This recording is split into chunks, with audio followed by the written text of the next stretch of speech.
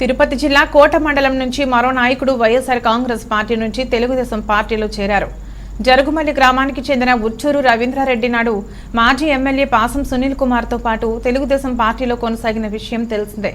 అయితే వైకాపాకు వలస వెళ్లిన రవీందర్ రెడ్డి మళ్లీ పాసం సునీల్ కుమార్ దగ్గరకు చేరారు. ఈ మేరకు జరుగుమల్లి గ్రామంలోని రవీంద్రారెడ్డి నివాసానికి వచ్చిన పాసం సునీల్ కుమార్ రవీంద్రారెడ్డికి టీడీపీ కండువాలు కప్పి పార్టీలోకి ఆహ్వానించారు. ఆయనతో పాటు మరో 30 మందికి పైగా రవీంద్రారెడ్డి అనుచర వర్గం తెలుగుదేశం పార్టీ తీర్థం పుచ్చుకున్నారు.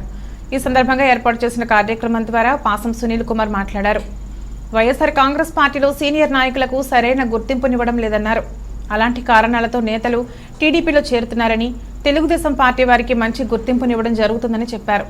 ఈ కార్యక్రమంలో మండల పార్టీ అధ్యక్షులు మద్దాలి సర్వోత్తం రెడ్డి, పలగటి భాస్కర్ రెడ్డి, చిల్లకూరు దశరథరామిరెడ్డి, నెల్లూరు మోహన్ రెడ్డి, షేక్ జలీల్ అహ్మద్, షేక్ శంషుద్దీన్, మధు యాదవ్, పాదర్తి కోటారెడ్డి, తూపిలి రాధాకృష్ణారెడ్డి, కందల బాలయ్య,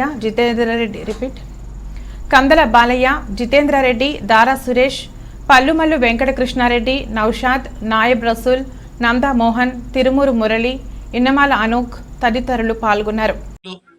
గెలుస్తాడు అనేది ఇప్పటి నుంచో ఉంది. సునీల్ అభ్యర్థి ఎవరు పోటీ ఇవ్వలేరు ఈ గూడూరు నియోజకవర్గంలో అనేది ఆల్రెడీ రాధయ్య చెప్పాడు, అది ఉంది. కానీ ఎప్పుడైతే 2వ తేదీ దశన్న ఇప్పుడు రవణ చేరిన తర్వాత వారు వన్ సైడ్ అయిపోయింది. ఏడేం లేదాడ, ఆడ ఏం ఎత్తుక్కోవాల్సిన అవసరం లేదు వైఎస్ఆర్సీపీ వాళ్ళు. ఎందుకంటే సునీల్ కుమార్ చేసిన కార్యక్రమాలు మనం ప్రతి ఒక్కరికి చెప్పగలం. మనకు అవకాశం ఉంది ప్రతి ఒక్కరికి. ఎందుకంటే ఆడ అంతలా రోడ్డు కనిపిస్తూ ఉంటుంది, మన గూడూరు దుగరాజపట్నం రోడ్డు, దాన్ని తీసుకొచ్చింది సునీల్ కుమార్ గారు.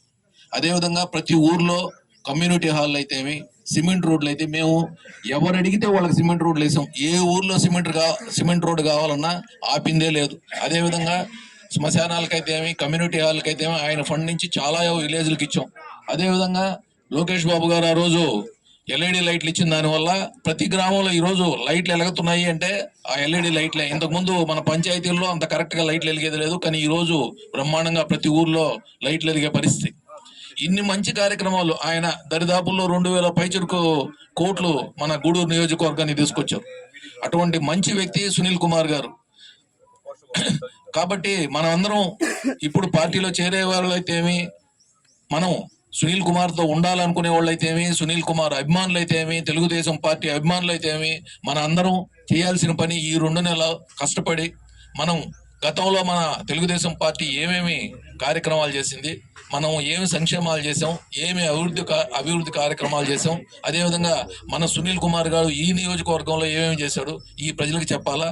ఇప్పుడు కొత్తగా వచ్చిన మేనిఫెస్టో సూపర్ 6 ఆల్రెడీ బాబు గారు ప్రకటించారు. మరికొన్ని పథకాలు కూడా ప్రకటిస్తా ఉన్నారు. కాబట్టి ఇవన్నీ ప్రజల్లో విస్తృతంగా తీసుకుపోవాలా. ఇదే మన బాధ్యత. ఇది చేస్తే మనం బ్రహ్మాండమైన, పోయినసారి ఆయనకి ఇచ్చిన మెజారిటీ కంటే మంచి మెజారిటీ సునీల్ కుమార్ని గెలిపించుకోవాలా.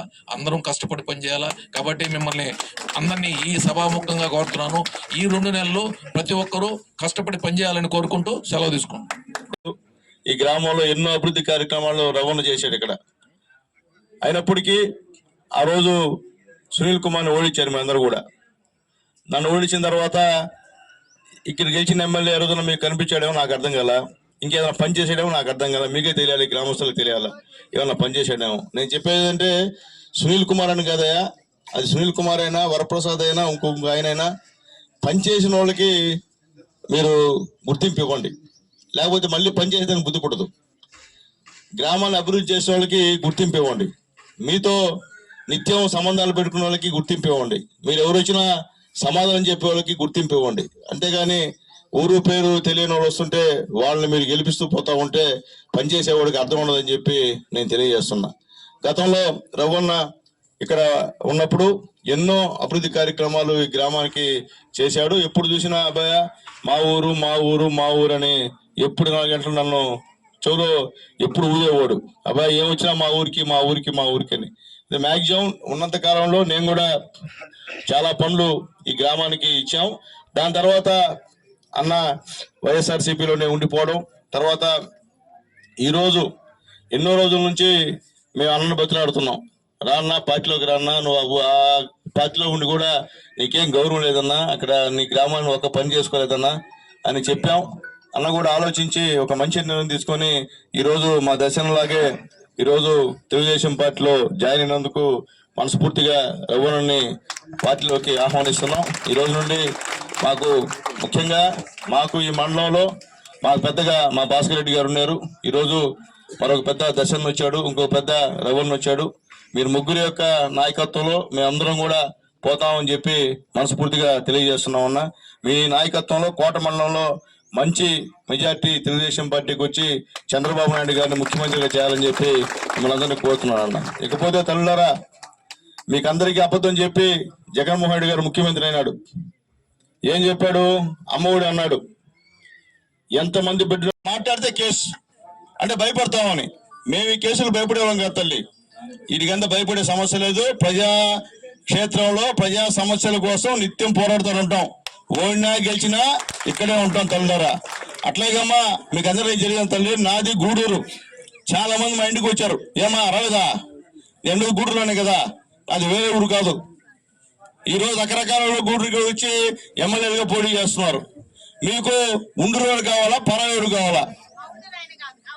అంతే కదా. కాబట్టి దయచేసి అందరూ కూడా ఈసారి ఒక్కసారి పొరపాటు చేశారు తల్లి, మళ్ళీ పొరపాటు చేద్దామా. ఎందుకంటే మన బిడ్డల జీవితాలు బాగుపడాలంటే చంద్రబాబు నాయుడు గారు ముఖ్యమంత్రి అవ్వాలి తల్లిలారా. అమ్మా